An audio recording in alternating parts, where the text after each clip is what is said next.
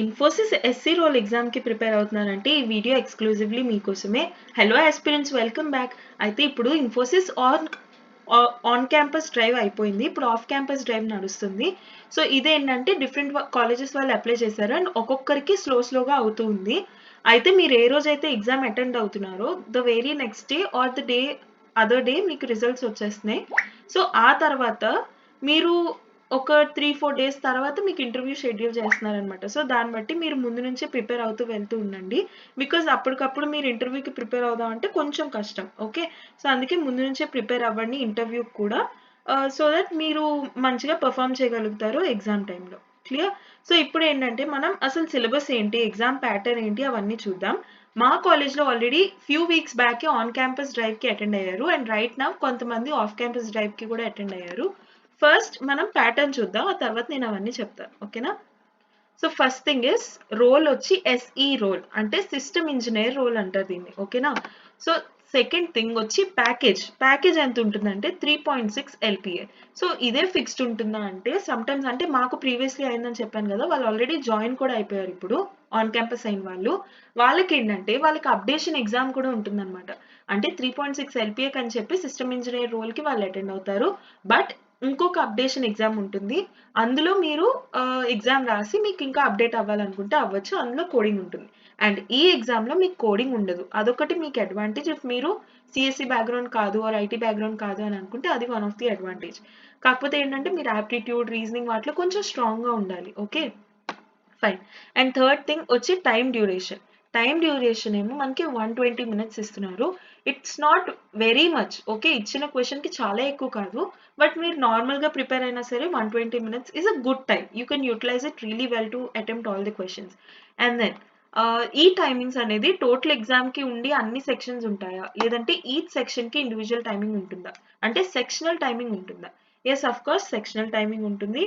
And cut off ఎలా ఉంటుంది అంటే కట్ ఆఫ్ మొత్తంగా, అంటే ఫర్ ఎగ్జాంపుల్ మీకు యాప్టిట్యూడ్ ఉందనుకో, రీజనింగ్ ఉందనుకో, వర్బల్ ఉందనుకో, ఇవి మీకు తెలిసిన బేసిక్ కాబట్టి ఇవి ఉన్నాయనుకో, ఈచ్ ఇండివిజువల్ టాపిక్లో కూడా ఇంత మార్క్స్ రావాలి అని కట్ ఆఫ్ ఉంటుందా? డెఫినెట్లీ ఉంటుంది. అంటే మీరు యాప్టిట్యూడ్ కష్టంగా ఉందని ఇది వదిలేసి రిమైనింగ్ వాటిలో చాలా స్ట్రాంగ్గా ఉన్నా సరే అక్కడ పనిచేయదు.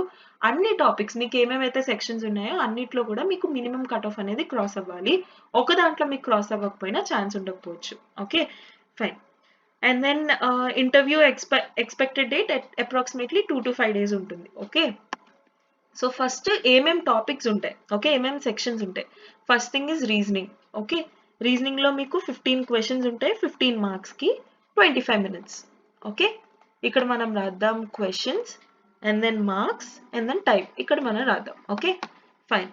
తర్వాత వచ్చి మీకు ఉంటుంది టెక్నికల్ ఎబిలిటీలో మీకు యాప్టిట్యూడ్ ఉంటుంది అనమాట. అంటే క్వాంటిటేటివ్ యాప్టిట్యూడ్లో boats and streams, problems on trains, work and time, ఇలా డిఫరెంట్ టాపిక్స్ ఉంటాయి కదా, అవన్నీ ఇందులో ఉంటాయి టెక్నికల్ ఎబిలిటీలో. ఓకే, అదే యాప్టిట్యూడ్. అందులో 10 క్వశ్చన్స్ ఉంటాయి 10 మార్క్స్కి, which is around 35 minutes. Okay, it's plenty of time, you can utilise it really well if you are good at aptitude. మీరు మంచిగా 10 క్వశ్చన్స్కి 35 minutes అంటే it's really good catch. Okay, and then third thing you have verbal ability. Okay, verbal ability అంటే ఏం లేదు, English related మొత్తం అన్నీ ఉంటాయి. 20 marks 20 minutes. Okay, don't worry, ఇది కూడా బాగానే అయిపోతుంది. And then you have pseudo codes ఏంటంటే మీకు సూడో కోడ్స్ వాడు ఇస్తాడు, దాన్ని బట్టి అవుట్పుట్ అయినా చెప్పమనొచ్చు.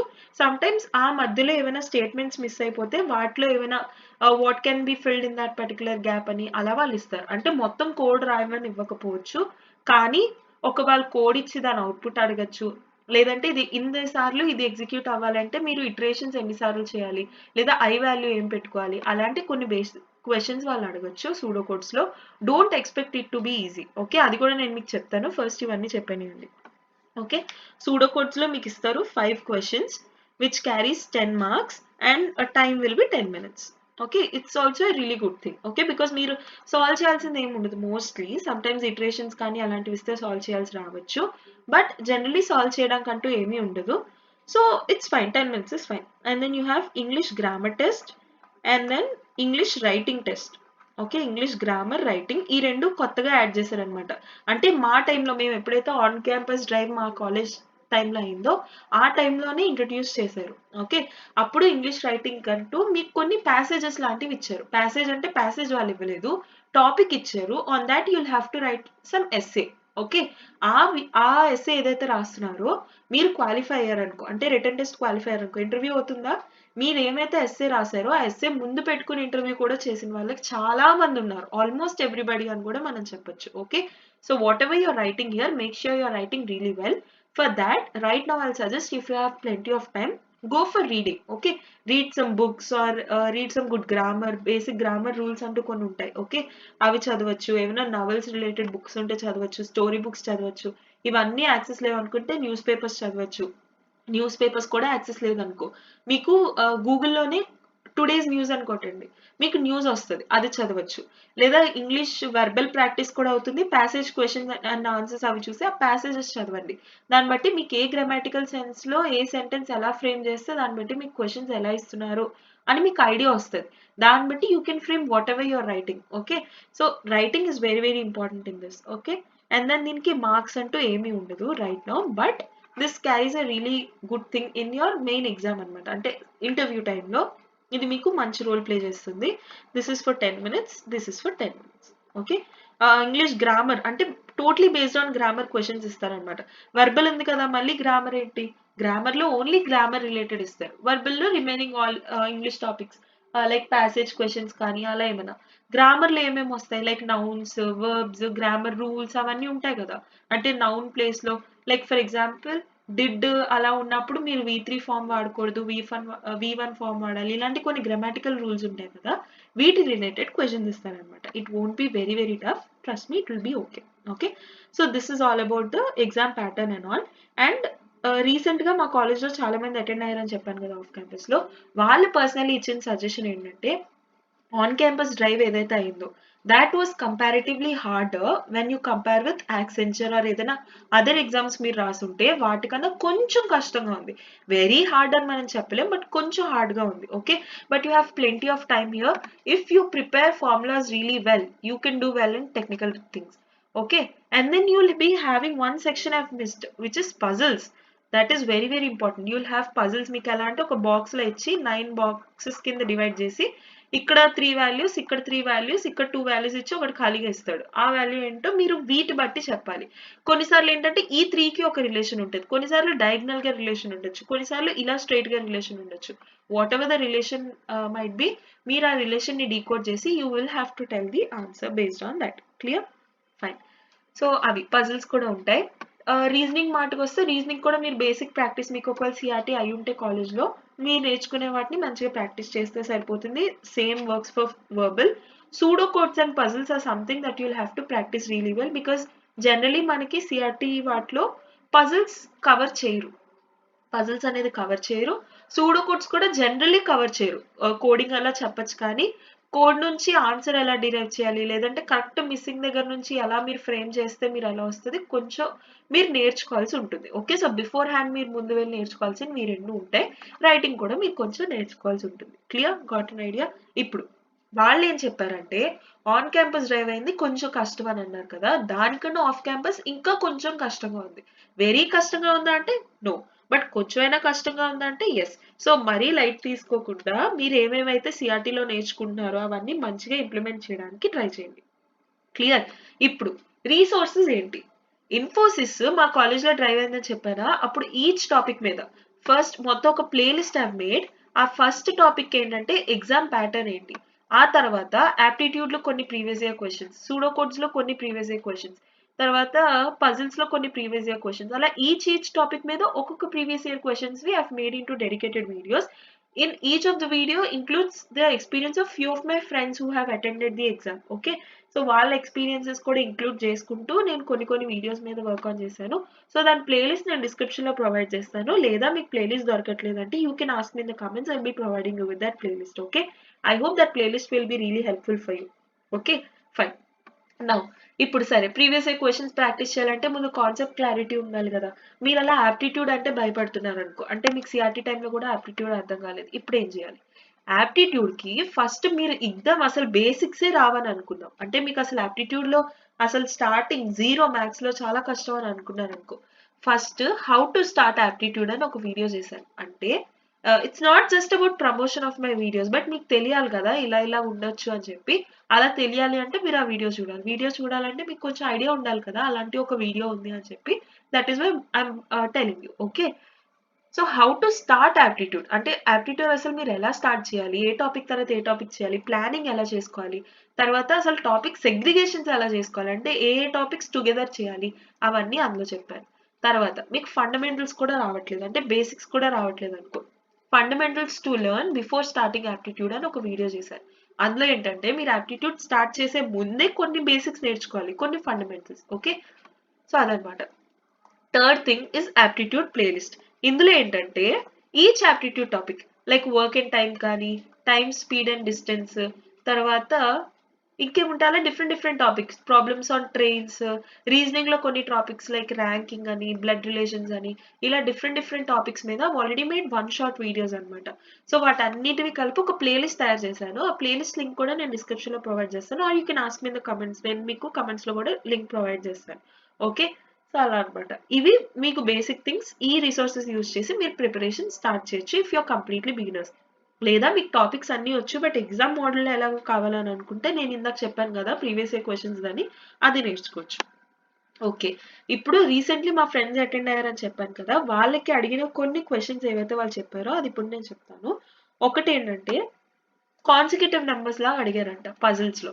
అంటే consecutive prime numbers I think 2, 3, 5, 7, 11, 13 అలా సంథింగ్. ఇక్కడ ఎక్కడో గ్యాప్ ఉందన్నమాట. So prime numbers, even numbers, odd numbers, perfect squares, perfect cubes, అవన్నీ మీరు బేసిక్స్ నేర్చుకోండి. ఓకే, సో ఫస్ట్ థింగ్ అదనమాట పజిల్స్ లో. అండ్ దెన్ నార్మల్ మల్టిప్లికేషన్స్ తోని లేదంటే నార్మల్ ఎడిషన్స్ తోని, లైక్ ఫర్ ఎగ్జాంపుల్ ఇలా పజిల్స్ ఉందనుకో, ఇలా బాక్స్ గ్రిడ్ ఉందనుకో, ఇక్కడ ఒక వాల్యూ, ఇక్కడ ఒక వాల్యూ, ఇక్కడ ఒకటి ఉంటుంది, ఇక్కడ ఒకటి, ఇక్కడ ఒకటి, ఇక్కడ ఒకటి, ఇక్కడ క్వశ్చన్ మార్క్.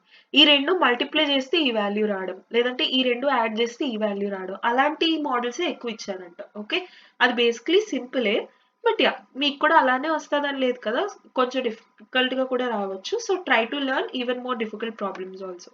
అండ్ దెన్ తర్వాత సెంటెన్స్ రిలేటెడ్ కొంచెం ఎక్కువ ఇచ్చారంట. అంటే ఏంటంటే కోడింగ్ డికోడింగ్ అనమాట. Like man is immortal. Okay, man is immortal ఇలా ఒకటి ఉందనుకో, ఈజ్ ఈక్వల్ టు గా సా మా. తర్వాత మ్యాన్ వోంట్ అగ్రీ. ఓకే, దీన్ని ఎలా చెప్పారు, గా రీ యా ఇలా చెప్పారు. ఇప్పుడు ఈ రెండిట్లో ఏది కామన్ గా ఉంది, మ్యాన్ అనేది కామన్ గా ఉంది. ఈ రెండిట్లో ఏది కామన్ గా ఉంది, గ అనేది కామన్ గా ఉంది. So man is coded with గ. ఇలాంటి రిలేషనల్ థింగ్స్ ని డికోడింగ్ అని కూడా అంటారు. ఓకే, సో వీటిని ఎక్కువగా ఇచ్చారనమాట ఈసారి. ఇవి మీకు కనిపించవచ్చు, సరే ఏముంది చూసి చెప్పడమే కదా అని చెప్పి, బట్ ఈ క్వశ్చన్స్ కూడా మీరు ప్రాక్టీస్ చేయాల్సి ఉంటుంది. అంటే జనరలీ సమ్ టైమ్స్ మనం స్కిప్ చేస్తూ ఉంటాం ఇలాంటి టాపిక్స్ నేర్చుకోవడంలో, బికాస్ జస్ట్ చూసి ఐడెంటిఫై చేయడానికే కాబట్టి. కానీ అందులో చాలా థింగ్స్ ఉంటాయి మీరు నేర్చుకోవాల్సింది. ఓకే, ఎందుకంటే మీరు ఎలా ఎలిమినేట్ చేయాలని, ఇక్కడ కూడా ఈజ్ ఉందనుకో, ఇంకో థర్డ్ సెంటెన్స్ లో కూడా ఈజ్ ఉంటుంది, దాన్ని బట్టి ఆ 3లో కామన్ ఉన్నది మీరు సెలెక్ట్ చేసుకోవాల్సి ఉంటుంది. ఓకే, అలా మీరు చూసుకోవాలి. తర్వాత 3 డిఫరెంట్ సెంటెన్సెస్, 3 డిఫరెంట్ మీనింగ్స్, అలా మోస్ట్లీ 3 సెంటెన్సెస్ లాగే ఇచ్చారంట. సమ్ టైమ్స్ 5-6 సెంటెన్సెస్ ఇచ్చి 5-6 ఇలా ఇవ్వచ్చు, బట్ ఈసారి ఎక్కువ 3 సెంటెన్సెస్ బేస్డే అడిగారంట. Okay, next 2 to 5 statement questions ఇచ్చారంట. అంటే వాళ్ళు స్టేట్మెంట్స్ ఇస్తారు, దాన్ని బట్టి కంక్లూజన్స్ ఇస్తారు. అంటే ఈ కంక్లూజన్స్ ఈ స్టేట్మెంట్స్ నుంచి డ్రా చేయొచ్చా అంటే, ఇప్పుడు క్లైమేట్ అంతా బాలేదు ఎందుకంటే సరే ఇప్పుడు వర్షం పడేలా ఉంది ఎందుకంటే నిన్న ఎండ ఎక్కువ కాసింది, ఇది కంక్లూజన్, ఇది స్టేట్మెంట్. ఇప్పుడు వర్షం పడేలా ఉంది, నిన్న ఎండ కాయడం వల్ల ఈ రోజు వర్షం పడుతుందా, అలా రూల్ ఏమైనా ఉందా, లేదు. ఈ రోజు వర్షం పడుతుంది, అది స్టేట్మెంట్. సో నేను వెళ్ళి మేడ మీదకి వెళ్ళి బట్టలన్నీ ఏమేమైతే ఆరబెట్టానో అవన్నీ అక్కడ నుంచి తీసేసాను, అది కంక్లూజన్ కింద డ్రా చేయొచ్చు కదా, హెన్స్ కింద. సో అలా అనమాట. నేను అంటుంది ఇదే సేమ్ ఇస్తారని కాదు, జస్ట్ మీకు స్టేట్మెంట్ కంక్లూజన్ అంటే ఏంటో బేసిక్ ఐడియా రావడం కోసం నేను చెప్పాను. ఓకే, సో అలా స్టేట్మెంట్ కంక్లూజన్ రిలేటెడ్ క్వశ్చన్స్ ఎక్కువ ఇచ్చారు. తర్వాత సెట్స్ ఇచ్చారంట. సెట్స్ రిలేటెడ్ లైక్ కామన్ గా మనం సెట్స్ తీస్తాం, A union B, A intersection B, దాని రిలేటెడ్ క్వశ్చన్స్ కూడా ఇచ్చారు. తర్వాత ఒక పర్సన్ 15,000 స్పెండ్ చేస్తున్నాడు పర్ మంత్, అలా 6 months స్పెండ్ చేశాడు. సేవింగ్స్ ఏమో ఈ రేషియోలో ఉన్నాయి 2:3, ఇంకొక పర్సన్ ఏమో సంథింగ్ మనీ. సో అలా ఇన్వెస్ట్మెంట్ అండ్ సేవింగ్స్ దాని రిలేటెడ్ క్వశ్చన్స్ అనమాట. దాని గురించి సింపుల్ గా చెప్పేస్తాను. Savings equal to income minus expenditure. Okay, and then profit is equal to investment into time. అంటే సేవింగ్స్ అంటే ఏంటి, మీకు వచ్చే టోటల్ ఇన్కమ్ లోంచి మీకు అయ్యే ఖర్చు రిమూవ్ చేసేయడం. ప్రాఫిట్ అంటే ఏంటి, మీకు అయ్యే టోటల్ ఇన్వెస్ట్మెంట్ ఇంటూ ఎంత టైం చేస్తున్నారు దాన్ని బట్టి ప్రాఫిట్ డిరైవ్ చేస్తారు. ఈ రెండు బేసిక్ ఫార్ములాస్ అనమాట. I wanted to tell you అంతే. ఓకే, సో పారాగ్రాఫ్ ఇచ్చి 5 పారాగ్రాఫ్స్ ఇచ్చారంట. సెంటెన్స్ ఫిల్లింగ్స్ అంటారు, వీటిని ఫిల్లర్స్ అంటారు. అంటే పారాగ్రాఫ్ జనరల్ గా ఇచ్చారు, మధ్య మధ్యలో 5 బ్లాంక్స్ ఉంచేస్తారు. మీరు ఆ పారాగ్రాఫ్ గ్రామర్ బట్టి, కంటిన్యూటీ బట్టి, అలాంటి డిఫరెంట్ పారామీటర్స్ బట్టి మీరు ఆ బ్లాంక్స్ ని ఫిల్ చేయాలి. వాటికంటూ మీకు ఆప్షన్స్ ఇస్తారు. ఓకే, సో దానికి మీ గ్రామర్ మీద మంచిగా పట్టు ఉండాలి. గ్రామర్ రూల్స్ అంటూ కొన్ని వీడియోస్ ఉంటాయి డిఫరెంట్ రిసోర్సెస్ లో, ఆ వీడియోస్ మీరు ప్రిపేర్ అవ్వండి. తర్వాత BODMAS rule is very very important. BODMAS rule మీరు బాగా నేర్చుకోండి, సింప్లిఫికేషన్స్ లో పనిచేస్తుంది. సింప్లిఫికేషన్స్ మీద కూడా నేను వీడియో చేశాను, మీరు చెక్ చేస్తే అందులో మీకు అర్థమైపోద్ది. బట్ జస్ట్ చెప్తున్నా, టైం లేదు అంటే మీకు అవన్నీ చూడడం కష్టం కదా. సో బాడ్మస్ రూల్ ఏంటంటే bracket of division, multiplication, addition, subtraction. అంటే 2/3 × 5 + 2 + 8 ఇలా ఉందనుకో, ఫస్ట్ డివిజన్ చేయాలి, ఆ తర్వాత మల్టిప్లికేషన్, ఆ తర్వాత ఎడిషన్, ఆ తర్వాత సబ్ట్రాక్షన్, అలా మీరు చూసుకుంటూ వెళ్ళాలి. అది ఆర్డర్ అనమాట. ఓకే, సో దానికి బాడ్మస్ రూల్ అంటారు దాన్ని, మీకు ఐడియా లేదు అని అనుకుంటే. ఓకే, ఎస్ఏలో ఏమి ఇచ్చారంటే, ఎస్ఏ చెప్పాను కదా 200 words లో రాయాల్సి ఉంటుంది అని చెప్పి. అదే film which you both enjoyed and informative. ఈ క్వశ్చన్ నేను ప్రీవియస్లీ మాకు ఆన్ క్యాంపస్ అయిందని చెప్పాను, అప్పుడు కూడా చాలా మంది దగ్గర విన్నాను. ఓకే, సో మీరు ఫిల్మ్ రాసినప్పుడు హీరో బాగున్నాడు, హీరోయిన్ బాగుంది, హీరోయిన్ వాళ్ళ చెల్లి క్యారెక్టర్ బాగుంది అలాంటివి రాయకూడదు. Something like what inspired you to watch that, what is the conclusion that you can draw from that movie, how did it benefit you. If entertainment point of వ్యూలో రాయాలనుకుంటే ఏ points లో మీరు బాగా enjoy చేశారు, ఏ sectors లో మీరు బాగా enjoy చేశారు, ఏ kind of different things బాగా సెట్ అవ్వడం వల్ల మూవీ ఇంకొక మంచి పేస్ కి వెళ్ళింది.